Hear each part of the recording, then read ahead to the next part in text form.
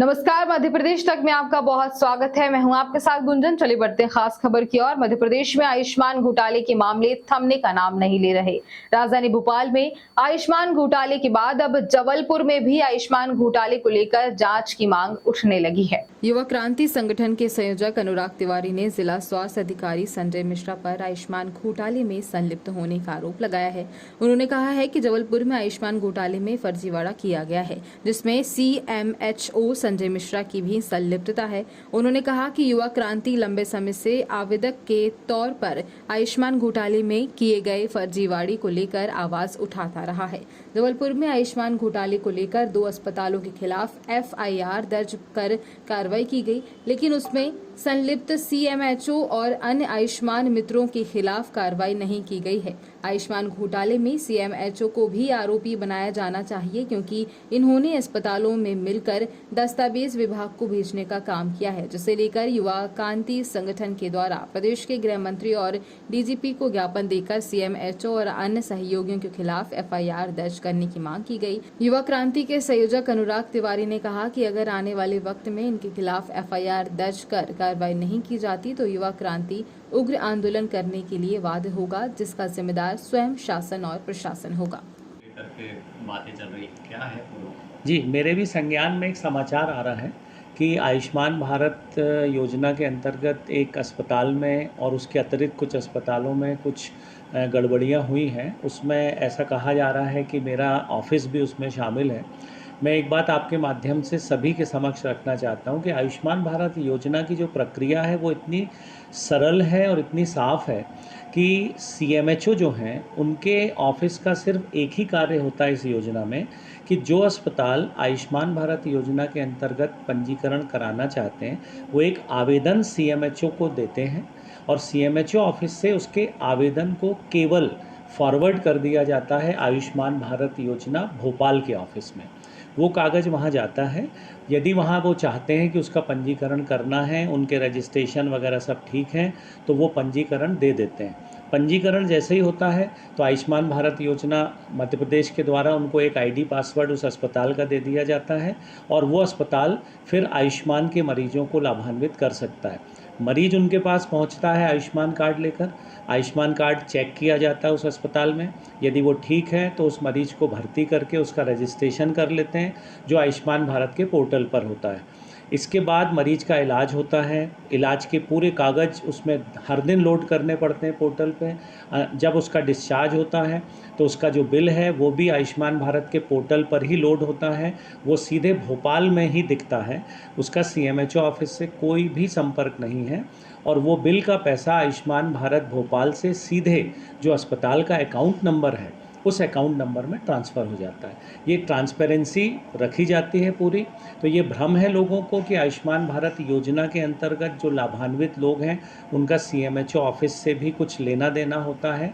ये भ्रांति को मैं आपके माध्यम से मिटाना चाहता हूँ और ये जो भी समाचार दिए जा रहे हैं वो भ्रामक हैं, त्रुटिपूर्ण हैं और मुझे लगता है कोई विद्वेषपूर्ण कार्यवाही की जा रही है। लगा है कि जो 5 अस्पतालों के में जो आयुष्मान के घोटाले हुए हैं उसमें आपकी भी कुछ संलिप्तता है, उसको कैसे देखते हैं? जी, जिन अस्पतालों की चर्चा हो रही उसमें से एक मैंने आपको बता दिया, सेंट्रल इंडिया किडनी हॉस्पिटल, जिनका रजिस्ट्रेशन मैंने ही निरस्त किया था। इसके बाद एक संस्कारधानी चिकित्सालय की चर्चा हो रही है, उसका भी जो पंजीकरण है वो मेरे द्वारा ही निरस्त किया गया है। एक केयर हॉस्पिटल है, उसका पंजीकरण भी मेरे द्वारा निरस्त किया गया है। ये 3 अस्पतालों के बारे में मुझे पता है कि चर्चा हो रही है। यदि ऐसा कुछ है तो मैं इन अस्पतालों का पंजीकरण निरस्त नहीं करता, बल्कि हाईकोर्ट में ये केस भी चल रहे हैं और उसको हम केस को फाइट कर रहे हैं सरकार की तरफ से। तो ये कहना बिल्कुल गलत है कि इन अस्पतालों के साथ मिलकर कोई घोटाला किया गया है। आयुष्मान भारत का जहाँ तक संबंध है मैं आपसे बताऊं तो CMHO ऑफिस से किसी घोटाले की संभावना ही नहीं है, क्योंकि प्रक्रिया में CMHO ऑफिस केवल उनकी एप्लीकेशन को भोपाल फॉरवर्ड करने के अलावा संबद्ध ही नहीं है। सारा कार्य किया गया है, उसमें किस टाइप का है पूरा घटनाक्रम? आयुष्मान घोटाले को लेकर युवा क्रांति के द्वारा डे 1 से ही कार्य किया जा रहा है। इसके विरुद्ध हम लोग क्रमबद्ध आंदोलन कर चुके हैं। पहले कंप्लेनेंट्स में से एक हम लोग थे, युवा क्रांति संगठन था और वर्तमान में देखा गया कि आयुष्मान घोटाले को लेकर एक अस्पताल पर जिस प्रकार से कार्यवाही हुई और उसके उपरांत उस अस्पताल पर कार्यवाही करने के लिए एसआईटी गठित हुई। एसआईटी गठित होने के बाद एसआईटी ने उस पर कार्यवाही करके हॉस्पिटल के संचालकों के ऊपर एफआईआर फ्रेम की। हमने उसमें एक बड़ा लॉ पॉइंट पर एक बड़ा फ्लॉ देखा है और उसके विरुद्ध हमारे द्वारा माननीय गृह मंत्री महोदय को, डीजीपी महोदय को पत्र लिखकर एक ज्ञापन दिया गया है और उस पर ज्ञापन में हमने ये मांग की है कि जिस प्रकार से एसआईटी ने कार्यवाही की है वो एक पक्षी कार्यवाही लगती है। अगर किसी के द्वारा अनियमितता की गई और उस अनियमितता में हमारे जबलपुर में सीएमएचओ सहयोगी है या अन्य आयुष्मान मित्र हैं जो जबलपुर में पोस्टेड थे, भुवन मोहन साहू, वह सहयोगी हैं, उनके द्वारा फॉरवर्ड किया गया, उनके द्वारा कैटलिस्ट का एक तरीके से इस प्रकार का काम किया गया है कि इस पूरे घोटाले को फैसिलिटेट करने का काम किया गया है। तो उन दोनों को भी इस पर आवश्यक तौर पर आरोपी बनाया जाना चाहिए था, जो एक भारी चूक हम लोगों को प्राइमा फेसिया यहाँ पर दिखती है और इसके विरुद्ध हमारे द्वारा एक आवेदन माननीय गृह मंत्री जी को दिया गया है और उसके साथ साथ हम इसके आगे भी इस आंदोलन को ले जाकर इन दोनों के विरुद्ध जांच की मांग कर रहे हैं। किस प्रकार के इनके द्वारा घोटाले किए गए?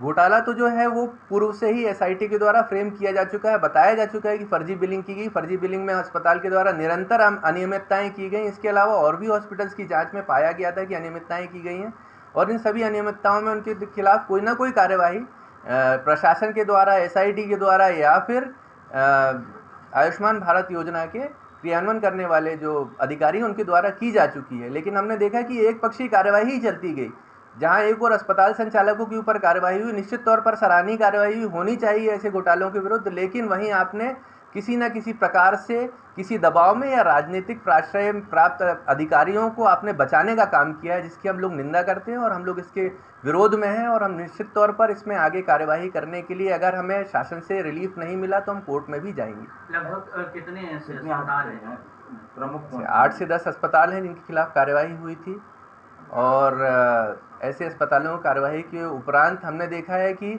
जहां एक और अधिकारियों के खिलाफ कहीं ना कहीं जांच की जानी थी, उस जांच को रोककर उन अधिकारियों को एडिशनल चार्ज पर शासन ने रखा है। तो ऐसा शासन जो है जनता का क्या भला चाह रहा है, ये शासन की मंशा शासन ही जाने।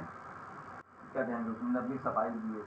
सीएमएचओ ने जो कार्यवाही की है हम वही बात कर रहे हैं। सीएमएचओ ने बेसिकली तो इसमें सीएमएचओ की मूल कार्यवाही नहीं थी, शासन की कार्यवाही थी। जिला प्रशासन ने संज्ञान में लेके एक एप्लीकेशन को अस्पताल में जांच की और अस्पताल में अनियमितताओं को पाया। जिला प्रशासन की जांच के उपरांत जिला प्रशासन ने इसको पुलिस विभाग को दिया। इसमें एसआईटी गठित हुई। गंभीर प्रकृति का अपराध था, अन्य अस्पताल में भी चल रहा था। शासन के होश में आने के बाद फिर सीएमएचओ इसमें होश में आया, उन्होंने संज्ञान शासन के दबाव में लिया और शासन के दबाव में कुछ एक ऐसे हॉस्पिटल जो छोटे अस्पताल थे या छोटे अस्पताल की श्रेणी में आते हैं, उनके खिलाफ कार्यवाही करके उनका आयुष्मान का पंजीयन रद्द किया गया, निरस्त किया गया।